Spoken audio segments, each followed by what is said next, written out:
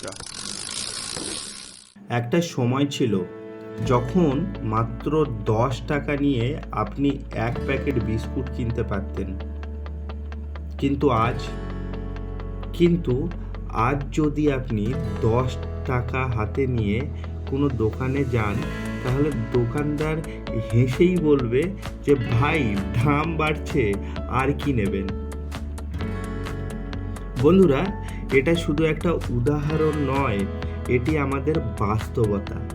আমরা প্রতিদিন দেখি বাজারের পণ্যের দাম লাফিয়ে লাফিয়ে বাড়ছে, কিন্তু আমাদের প্রশ্ন হচ্ছে কেন, কে দায়ী এর জন্য, এবং সবচেয়ে গুরুত্বপূর্ণ, আমরা কিভাবে এটার সাথে মোকাবিলা করব।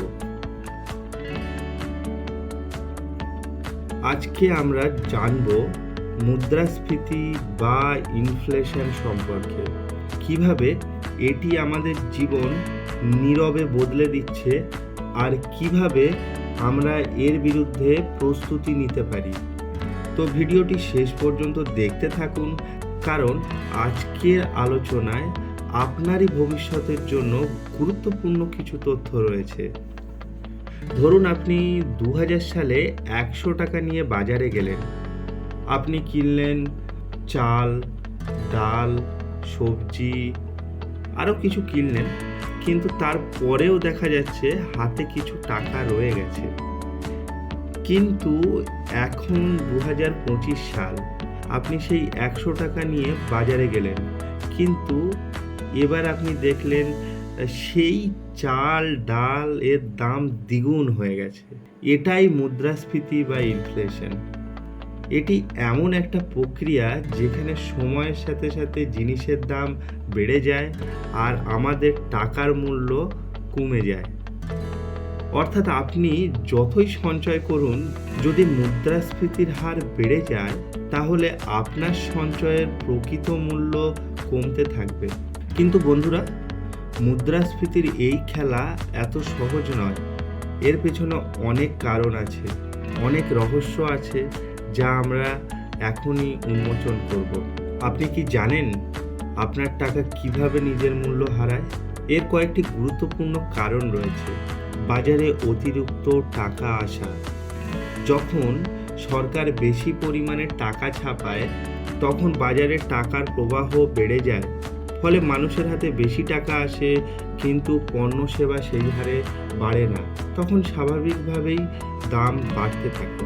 চাহিদা বেশি এবং সরবরাহ কম। ধরুন হঠাৎ করে লোকে বেশি চাল কিনতে চায়, কিন্তু বাজারে পর্যাপ্ত পরিমাণে চাল নেই, তাহলে স্বাভাবিকভাবেই দাম বাড়বে। উৎপাদন খরচ বেড়ে যাওয়া।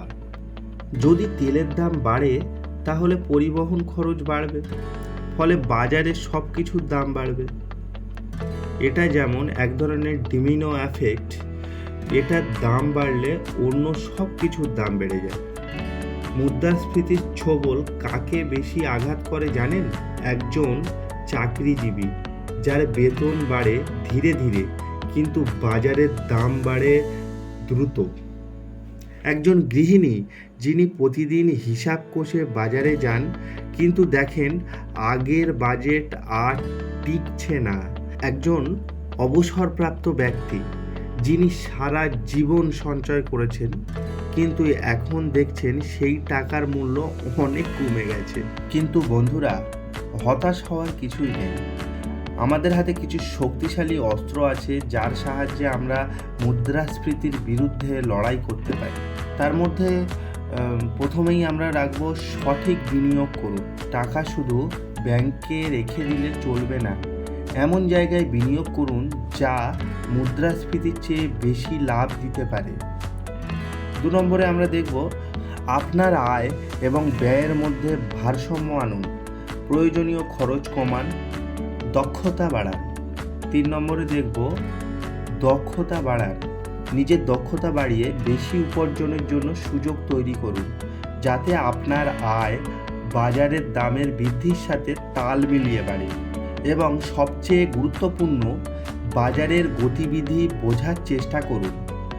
টাকা শুধু আয় করা নয়, সেটাকে বুদ্ধিমত্তার সাথে ব্যবস্থাপনাও করতে হবে। তাহলে বন্ধুরা, আজ আমরা মুদ্রাস্ফীতি সম্পর্কে জানলাম, এটি কিভাবে কাজ করে, আমাদের জীবনকে কিভাবে প্রভাবিত করে এবং কিভাবে এটি আমরা মোকাবিলা করতে পারি। আমাদের চারপাশের দুনিয়া প্রতিদিন বদলে যাচ্ছে, দাম বাড়ছে, বাজারের পরিস্থিতি পরিবর্তন হচ্ছে, কিন্তু জ্ঞানই আমাদের শক্তি। যদি আমরা আর্থিক নিয়মগুলি বুঝতে পারি, তাহলে আমরা মুদ্রাস্ফীতির এই খেলায় টিকে থাকতে পারবো। আপনি যদি এই ভিডিওটি উপভোগ করে থাকেন এবং আরও এমন দরকারি বিষয়ে জানতে চান, তাহলে লাইক, শেয়ার এবং সাবস্ক্রাইব করতে ভুলবেন না।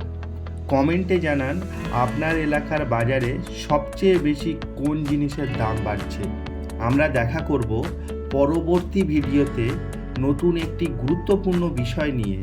ততক্ষণ পর্যন্ত সচেতন থাকুন এবং স্মার্ট থাকুন।